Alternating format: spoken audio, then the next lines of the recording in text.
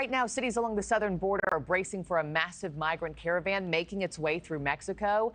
As many as 2,000 people have crossed into southern Mexico as of Sunday, and they say time is of the essence.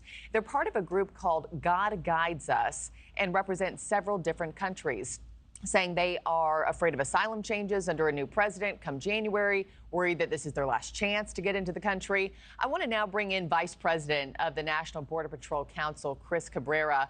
Chris, thank you so much for your time. What are you making of this surge 2 weeks before Election Day? Well, we usually see something similar to this every election cycle. I mean, usually it starts quite a bit further out, but usually every time there's an election cycle, the fear of the unknown plus the marketing by the smuggling organizations leads to a pretty good jump in traffic. So this isn't unique to the Biden administration right now, this specific surge 2 weeks out. You see this every 4 years? Well, we see surges, maybe not necessarily 2 weeks out. Usually it starts a little slower and comes on gradually. But one thing we have noticed with the Biden administration is when they come big. And, these are the largest groups I've ever seen in the last 4 years. So it's going to be an interesting one to see how it plays out. But, yeah, hopefully we'll be prepared enough when it hits. Yeah, hopefully so. What intel do you have on this God Guides Us group in terms of who they are, where they're coming from?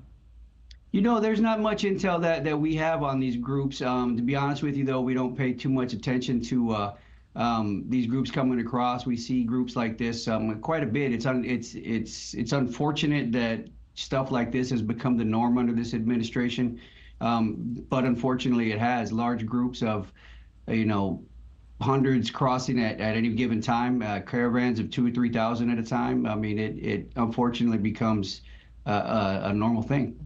I know this caravan is expected to, cross and then splinter off into smaller groups and kind of enter at different ports of entry, if you will. Where are you expecting the most crossings to occur? Are you locating, a specific city or area? Right now, obviously in Texas, the hot spot would be Eagle Pass. One would think California is the busiest, but the closest straight line distance would be the Rio Grande Valley of Texas. So our guess is between Rio Grande Valley and maybe Eagle Pass area. The Border Patrol Council has obviously endorsed Trump. If he were to win on November 5th, take office come January, how long would it take for him to undo everything that the Biden administration undid? It seems like realistically that would take a long time to get chaos back in check. I think just by name recognition, when he took office last time, things slowed down immediately because people knew that he was serious about what was happening, and the effects were almost immediate. This may take a little longer because it is in a lot worse shape than what he inherited last time.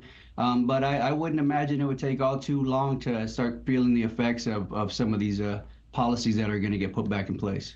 Chris, I know that DHS reports that unlawful crossings last month fell to 54,000 migrants. That's the lowest since 2020. Is some progress being made?